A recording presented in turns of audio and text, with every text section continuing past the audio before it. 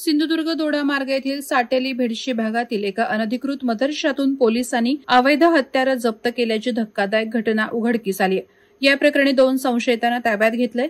बिलाल आलम शेख वय 38 मूळ राहणार बिहार आणि असलम इस्माईल खेडेकर वय 44 राहणार साटेली भेडशी अशी त्यांची नावं असून त्यांच्यावर गुन्हा दाखल केला असल्याची माहिती पोलिसांनी दिली। बिहारहून आलेला बिलाल आलम शेख हा मुस्लिम धर्मगुरू असल्याची माहिती समोर येते।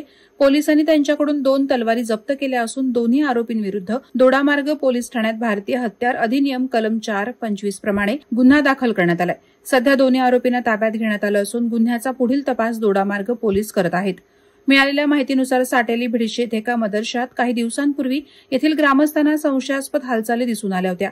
त्यानुसार ग्रामस्थांनी याचा छडा लावला असता शस्त्र प्रशिक्षण आणि मक्तब चालू असून 7 ते 10 वयोगटातील मुलांना उर्दू आणि अरबीचे शिक्षण दिलं जात असल्याचं समजताच हिंदू संघटनांच्या कार्यकर्त्यांनी, स्थानिक ग्रामस्थांनी तसंच स्थानिक मुस्लिम बांधवांनी हा प्रकार रविवारी सायंकाळी दोडामार्ग पोलिसांच्या निदर्शनास आणून दिला। त्यानुसार पोलीस निरीक्षक हेमचंद्र खोपडे आणि अन्य सहकारी कर्मचाऱ्यांनी कायदेशीररित्या त्या मदरशाची झडती घेतली। या झडतीत अवैधरित्या ठेवलेल्या 2 तलवारी जप्त केल्या। या घटनेचं गांभीर्य लक्षात घेता दोडामार्ग वासियांनी सोमवारी दोडामार्ग तहसील कार्यालयात धडक दिली।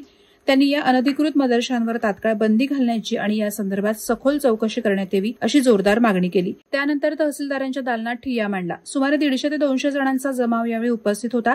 जिल्ह्यात अशा प्रकारचे मदरसे उभारले जात असल्यानं तेथील सुरक्षेच्या दृष्टीनं मोठा धोका निर्माण होऊ शकतो असा इशारा ग्रामस्थांनी दिलाय। ही घटना समोर आल्यानंतर परिसरात खळबळ उडाली असून स्थानिक ग्रामस्थ आणि हिंदुत्ववादी संघटनांचे कार्यकर्ते आक्रमक झालेत। वादळवारा लाईव्हसाठी न्यूज ब्युरो, सिंधुदुर्ग।